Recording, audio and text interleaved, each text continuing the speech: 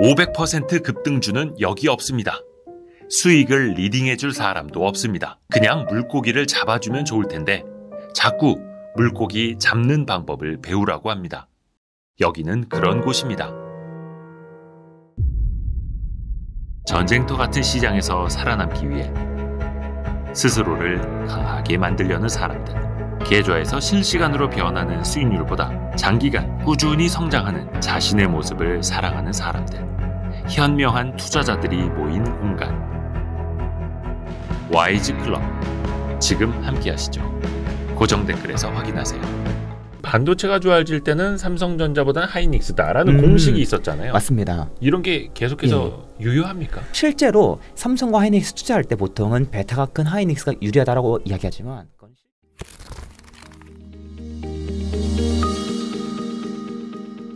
삼성은 그 이재용 회장 같은 경우에는 동향 하나하나가 많이들 이제 거의 다 매일 뉴스거리가 되고 헤드라인이 되지 않습니까? 미국 출장 갔다 와도 그러고 어디 출장 갔다 와도 그러고 그럴 때마다 항상 이야기 나오는 게 M&A. M&A 또 큰 거 없느냐 이런 것들 기대가 있는데 특히 반도체 측면에서도 뭔가 좀 계속 기대가 되는 게 있을까요? 요 얘기가 요즘에는 쏙 들어갔거든요.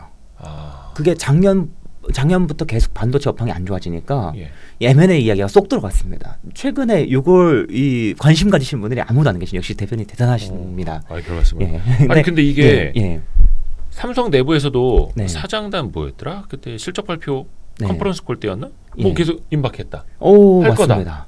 거다. 하는데 왜 도장을 안 찍는 거예요? 이게 그 이번 CES 때 그 삼성에서 좀 재밌는 얘기가 나왔습니다. M&A 계속 추진하고 있고 머지않아서 성과가 나올 것이다 라는 식으로 얘기를 했는데요. 이게 왜 발표가 안 나오는지는 뭐 이 기업 인수가 그만큼 쉽지 않은 것이죠. 물론 이제 로봇이라든지 다른 쪽에서는 좀 했습니다만 우리는 지금 반도체 영역에서 이야기를 하는 겁니다. 맞습니다. 사실 로봇은 굉장한 지금 막 성장하는 산업이지 않습니까? 그래서 삼성 입장에서 기업을 사도 그 삼성이 지금 가진 현금이 120조, 30조인데 로봇 기업 수백 개 인수할 수 있습니다. 그만큼 로봇 기업들은 인수합병을 해도 규모가 아주 작습니다.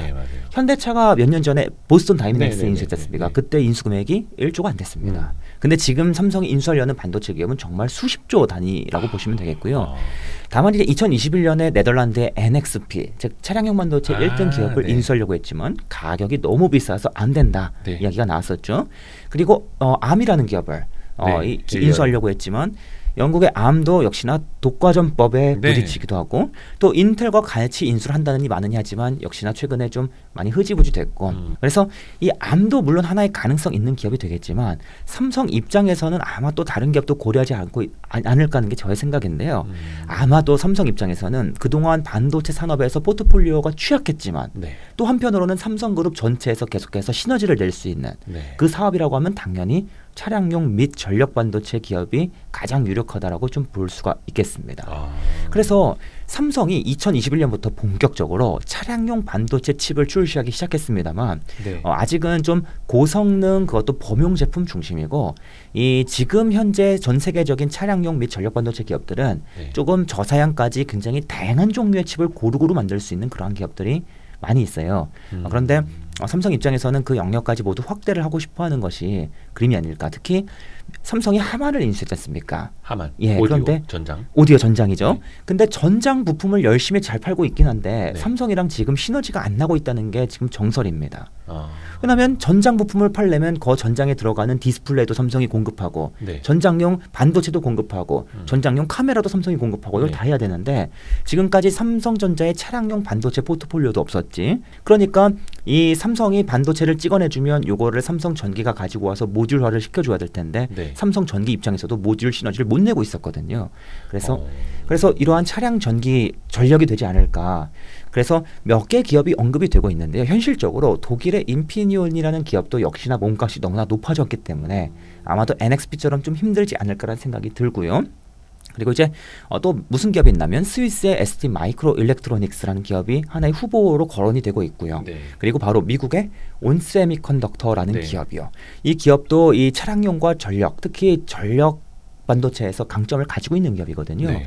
이 온세미컨덕터도 하나의 삼성의 이 인수 대상이 되지 않겠냐 이런 이야기가 꾸준히 나오고 있는데 더해서 1년 전에 나왔던 이 중국 언론에서는 삼성이 온세미로 갈 것이다라는 그러한 이야기도 한번 나온 적이 있었어요. 네.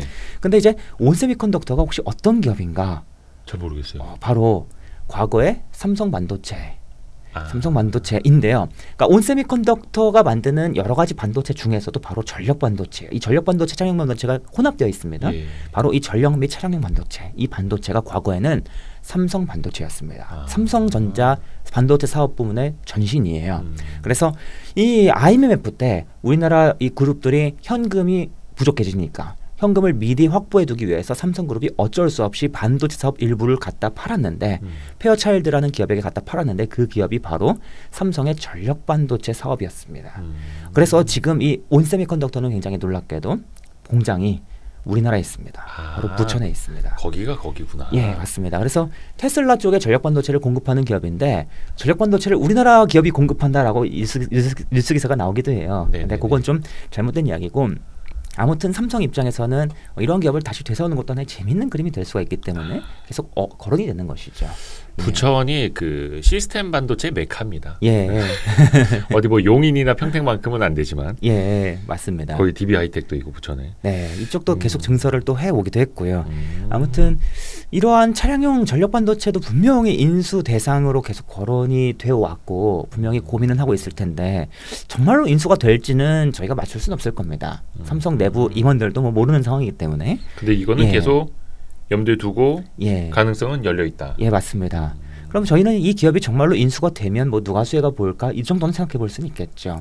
이어서 그렇죠? 그러면 차량용 반도체, 전력 반도체 쪽으로는 삼성도 M&A를 노력할 테니 수혜라면 그럼 그들 기업의 삼성의 기존의 벤더사들, 협력사들의 공급망이 좀 같이 이렇게 갈 수 있다라는 뜻이에요? 아마도 기존에 이 담당하는 영역이 확대될 수 있는 기업들.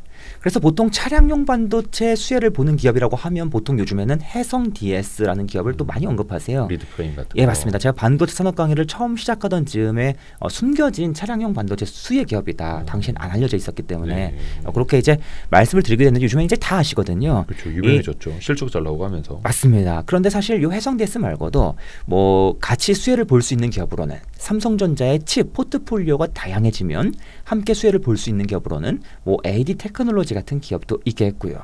그리고 뭐 칩스 M 미디어도 일부 좀 수혜 강도는 많이 약하게 예상됩니다만 일부 수혜를 좀 기대해 볼 수 있는 부분이 있고요. 칩스 M 미디어는 설계 기업이잖아요. 예, 설계 기업인데요. 정확히는 설계도를 모두 설계하는 기업이 아니라 설계도의 일부만, 그것도 영상 처리만 집중적으로 담당하고 있습니다.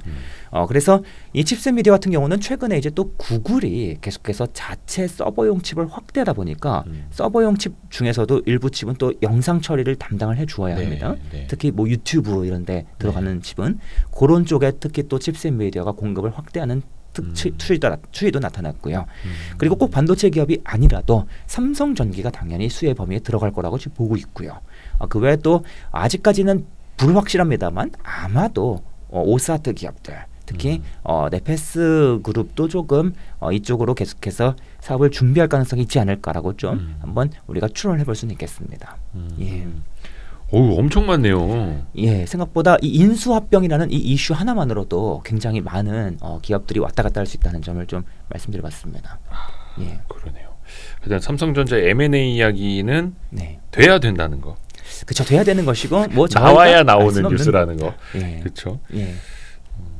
아니 근데 그 많은 분들이 이제 뭐 메모리 반도체도 그렇고 감사한 이야기 나왔고 그러면 이제 반등을 기다리고 하는데 이 주가라는 측면에서도 과거에는 뭐 삼성전자는 다른 뭐 가전이라든지 스마트폰 세트 부문이 좀 있고 하이닉스는 반도체에 조금 더 비중이 거의 100%니까 그래서 어떻게 보면 반도체가 좋아질 때는 삼성전자보다는 하이닉스다라는 공식이 있었잖아요. 맞습니다. 이런 게 계속해서 유효합니까? 두 가지 좀 말씀을 드릴 사항이 있는데요. 실제로 과거의 삼성과 하이닉스의 주가 흐름을 잘 살펴보십시오. 생각보다 주가 수익률 차이가 거의 안 납니다. 하이닉스가 한 평균 2~3% 높던가 거의 차이 안 납니다. 그래요? 그게 재미있는 특징이고요. 또 한 가지는 삼성과 하이닉스뿐만이 아닙니다. 사이클 산업의 특징입니다. 즉 철강 산업에 큰 반등이 와요. 그러면 실적이 드라마틱하게 크게 증가하는 기업이 아닌 이상 얘가 좀 더 실적이 많이 증가해서 얘는 좀 덜 증가해서 이 정도 가지고요. 주가 이 수익률 차이가 나지 않는 경우가 굉장히 많이 목격됩니다. 그래서 실제로 삼성과 하이닉스 투자할 때 보통은 베타가 큰 하이닉스가 유리하다라고 이야기하지만 그건 실적 관점이고 실제 주가 수익률은 꼭 그렇진 않습니다. 그래서 삼성이라고 못 간다라는 그런 편견을 꼭 가지지 않으셔도 괜찮고요. 다만 이제 조금 저는 삼성과 하이닉스에 대한 질문을 받으면 약간 좀 다른 이야기를 항상 풉니다. 만약에 좀 다음번 사이클까지만 기대하면서 한 중기 투자를 기대하신다면 하이닉스를 꼽으셔도 무방하지만 롱텀 장투를 희망하시면 저는 좀 하이닉스보다는 삼전을 추천드린다라고 말씀을 드립니다. 근데 그 이유가 무엇인가? 역시나 반도체에 있지 않고요. 역시나 지극히 투자의 원론을 한번 따라가 보겠습니다. 삼성전자는요. 반도체 사업을 해서 현금을 벌죠. 그리고 또 갤럭시 스마트폰 여러 가지를 벌어서 현금을 법니다. 이러한 많은 현금을 벌어서 또 무엇을 합니까? 바로 설비 투자를 합니다. 그런데 이 설비 투자에 엄청나게 많은 규모의 금액을 지출하지 않습니까? 그런데 이처럼 많은 현금을 지출해도 현금이 어지간하면 계속해서 남는 구조를 가지고 있습니다. 즉 잉여 현금 흐름이 항상 남는 것이죠. 그런데 SK하이닉스는 우리가 현금을 왕창 벌어도 이 많은 현금의 상당 부분을 설비 투자에 쓰고 경우에 따라서는 번 것보다 훨씬 더 많은 현금을 써야 합니다. 잉여 현금 흐름이 마이너스인 것이죠. 이 이유로 인해서 삼성은 신사업을 펼칠 때 아주 적극적으로 현금을 소모할 수 있지만 M&A도 아주 적극적으로 할 수 있지만 하이닉스는 매우 보수적으로 할 수밖에 없습니다. 하이닉스 입장에서 파운드리 사업을 계속해서 확대하고 싶어 했는데 솔직히 2, 3조 현금을 못 쓸 이유까지는 없거든요. 하지만 보수적으로 집행해서 5천억 정도만 써서 우리나라에 있는 파운드리를 인수하고 상대적으로 좀 무언가 현금 지출에 좀 보수적일 수밖에 없다는 것입니다. 여기에 대해서 혹여나 만약에 악재가 발생하면 지금 미중 무역 정쟁과 같은 이러한 악재가 뭐 3년 뒤에 정말 크게 커져서 우리나라 기업들 공장 하나가 뭐 가동이 안 된다라든지 정말 크리티컬 악재가 갑자기 생겼을 때 삼성은 대응을 할 수 있지만 하이닉스는 대응할 수 있는 방법이 제한됩니다. 실제로 이번 미중 무역 분쟁이 악화되고 또 메모리 업황 악화가 생각보다 크게 가서 하이닉스가 적자까지 가니까 하이닉스가 거기에 더해서 또 기존에 인텔 팹을 인수했던 그 부작용까지 있어서 이번에 차입금을 엄청 끌어왔지 않습니까? 그러한 문제가 종종 터질 수 있다는 것이죠. 그래서 다음번 사이클을 기대하는 투자는 당연히 하이닉스도 좋은 대안이 될 수 있지만 좀 장투를 희망하시는 경우에는 저는 개인적으로는 아무래도 삼성을 안정성 측면에서 추천드린다. 그래서 수익률을 추구해야 될 때도 있지만 우리가 안정성을 추구해야 할 때도 있다. 그런 관점에서 좀 말씀을 드려봤습니다.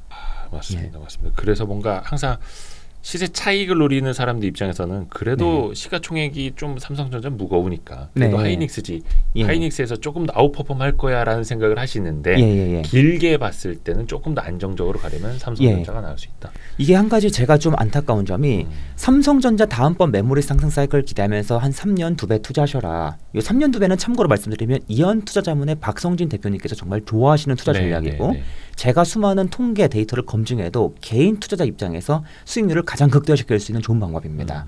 아무튼 이렇게 말씀드리면 야 삼전이 2배 가면 시총이 800조인데 뭔 소리냐 라고 말씀하시거든요. 그런데 제가 2019년에도 거의 똑같은 이야기를 계속해서 블로그에 썼었고 당시에도 삼전이 2배 오르면 시총이 300조인데 뭔 말도 안 되는 소리냐. 어떻게 시총이 300조가 가냐 이러한 비판을 많이 받았어요. 150조였나요? 100 몇 조 대였을 겁니다. 그런데 막상 300조가 되고 나면 이게 되고 나면 아무것도 아닌 숫자인 것이죠. 그래서 저희는 뭐 800조니 뭐 애플 같은 게 2000조 얘기도 나오고 그러는데 그렇죠. 솔직히 800조 그런 이야기는 신경 쓰지 마시고요. 항상 그 800조가 됐을 때는 사람들이 아무것도 아닌 것처럼 그때는 당연시되는 그 분위기를 자꾸 생각하시면서 투자하셔야 된다. 그 점을 좀 이렇게 말씀드려 보겠습니다. 크게 보자. 예, 맞습니다. 반도체 말고도 혹시 최근에 괜찮게 좋게 긍정적으로 보시는 섹터가 또 있나요? 개인적으로 이제 좀 섹터라기보다는 올해 이제 상반기에 보유했던 종목으로는 2차 전지 종목 한 종목과 음식료 기업 중에 오리온을 가지고 있었는데요. 대박 났네. 오리온은 사실 자랑하려고 얘기했네. 자랑하려고. 오리온은 수익률이 그렇게 높지 않습니다. 저도 보유 기간이 한 4개월 남짓이기 때문에. 근데 오리온은 계속 신고가 같잖아요. 맞습니다. 그래도 뭐 자랑하려고 그랬네. 자랑. 그런데 이제 아쉽게도 이들 기업을 말씀드리기에는 지금 시점이 많이 좀 늦었고요. 자랑이 지금 됐네요. 현재 시점에서 접근을 하자면 예, 맞습니다. 2차 전지도 그 뭐 뭔지는 모르겠습니다만 블로그에 글 한번 쓴 적이 있던 기업인데요. 자랑하려고. DNT라는 기업이 좀 패러다임의 변화를 보고서 투자했던 기업인데요. 이들 기업은 좀 논외로 하고요. 다만 제가 이 기업을 말씀드린 이유가 나 이 종목 샀어 이걸 말씀드리는 것이 아니라 제가 이러한 종목들을 뽑을 때 항상 그 써왔던 그 논리 기준을 뽑는 그 기준 그 같은 기준을 계속해서 들이밀면서 지금은 내가 무슨 기업을 보고 있는지 그런 관점을 좀 한번 말씀드리려고 말씀드려봤습니다. 그래서 개인적으로는 뭐 이 섹터가 지금 당장 뭐 무조건 갈 것 같아요라고 말씀드린 것은 아니지만 조금 가능성이 그나마 높다라고 생각되는 섹터가 올해나 내년에 한번 디스플레이를 한번 좀 관심을 가져보시는 것도 좋지 않을까. 왜런가 하면 디스플레이 지금 6년 동안 완전 쇠됐습니다. 디스플레이라는 산업은 있지만 이게 주식시장에도 디스플레이 관련주가 있었나 싶을 정도로 그쵸. 많이들 잊혀 있었는데 뭐 당연히 LCD는 아닐 거고 맞습니다. OLED 쪽으로. 맞습니다. 그런데 디스플레이를 말씀드리면 보통 LG 디스플레이를 이제 내일 가서 몰빵 매수하시는 분들이 계실까봐 걱정스러운데요. LG 디스플레이는 제 항상 투자 후보군에 들어오기 좀 어려운 유형의 기업이 되겠고요. 다만 사이클 관점에서 물론 투자해 볼 수 있겠지만 제가 말씀드리는 내용은 그 부분이 아니라 삼성과 LG가 공장을 과거에 크게 지었고 그 이후에 공장을 크게 지은 적이 지난 몇 년 동안 거의 없었습니다. 아주 소규모로만 보완 투자만 했었고요. 그러다가 이제 드디어 한 6, 7년 만에 다시금 공장을 짓겠다라는 이야기가 나오는 시점인데 요 시기에 이제 당연히 장비 구입이 활발해지기 때문에 장비주들이 조금 좀 베타가 커지는 시기가 될 수가 있습니다. 그렇죠. 그래서 베타가 커지는 관점에서 그러니까 상대적으로 업종 내에서 수많은 기업들이 있지만 그 기업들 중에서도 베타가 좀 커지는 관점으로 좀 장비 기업을 볼 수가 있는데요. 다만 한 가지 아쉬운 점은 이번에 삼성의 이 공장 증설 규모가 과거에 그 2016년, 17년에 그 대규모 증설 규모 대비는 좀 많이 작습니다. 한 3분의 1 규모 될 것 같고요. 그런 관점에서는 장비주들의 주가 상승이 지난 2016년처럼 아주 크게 막 드라마틱하게 나타나긴 좀 어려울 수 있겠지만 아무튼 우리가 평균 수익률을 좀 높은 그런 기업들을 찾는 하나의 방법이 될 수 있겠다를 말씀드려 보겠고요. 그리고 이제 또 한 가지는 올해 하반기부터는 좀 화학 섹터도 함께 공부해 보시라라고 말씀을 드립니다. 화학 업종 앞으로 하반기 내내 계속해서 더 안 좋은 이야기, 더 안 좋아진다는 이야기 계속해서 나올 겁니다만 역시나 앞에서 말씀드렸던 삼성전자와 같이 사이클의 관점으로 이 화학 산업도 하강 사이클이 무한정 계속 가는 그러한 특징이 나타나지 않습니다. 예를 들어서 죄송하지만 HMM에 물리신 분들은 이 하락 사이클이 정말 10년 갈 수도 있기 때문에 10년 묵혀두셔야 될 수도 있겠지만 화학은 다소 조금은 반도체랑 약간 좀 비슷하게 하락 사이클이 비교적 짧은 유형에 속하는 산업이거든요. 그래서 이러한 하락이 슬슬 마무리되어 가는 구간이 올해 하반기부터 내년쯤이 될 수 있기 때문에 그런 가능성 측면에서 좀 화학 섹터도 함께 공부해 보시라라고 이제 말씀을 드려볼 수 있겠고요. 그리고 이제 또 한 가지는 우리나라에서 가장 오랫동안 계속해서 실적이 악화되면서 끈질기게 안 좋아졌던 섹터가 있습니다. 디스플레이 말고요? 예, 디스플레이가 아니고요. 오랫동안 실적이 안 좋아졌던? 제가 이제 매 분기마다 섹터별 이 그래프를 70개 업종으로 나눠서 계속해서 그리면서 쭉 살펴보는데요. 저는 당연히 최근에 실적이 좋아지는 업종도 우선해서 보지만 오랫동안 안 좋아진 업종도 계속해서 관심을 갖습니다. 뭘지? 일단 첫 번째로는 이 섹터는 관심 갖지 좀 않으셔도 된다. 이거 이제 전력 섹터인데요. 한국전력밖에 없기 때문에 요건 좀 이제 좀 논외로 하고 요거 말씀드리는 요게 좋다고 말씀드린 게 아닙니다. 바로 두 번째가 화장품입니다. 화장품이 무려 거의 7년 동안 지금 계속해서 악화율을 걷고 있는데 2015년부터 그런데 제가 계속해서 여러 차례 블로그에 글을 쓴 적이 있었습니다. 어떤 글을 썼냐면 우리나라 화장품 산업의 특징과 이 변화, 특히 좀 어떤 부정적인 변화 이런 내용들을 쓴 적이 있었는데 특히 제가 2010년대 초반에 음식료 섹터에 투자했던 기억이 선명해요. 당시에는 음식료 기업들이 중국의 수출을 확대하면서 밸류에이션이 확 높아졌습니다. 엄청났는데요. 그 이후에는 오히려 이제는 중국 매출 비중이 높아졌다 보니까 이제는 중국에서 경쟁이 치열해진다는 이유로 중국 비중이 높은 기업들이 다시금 밸류가 확 낮아지고 시장에서 관심을 못 받게 되었습니다. 그런데요.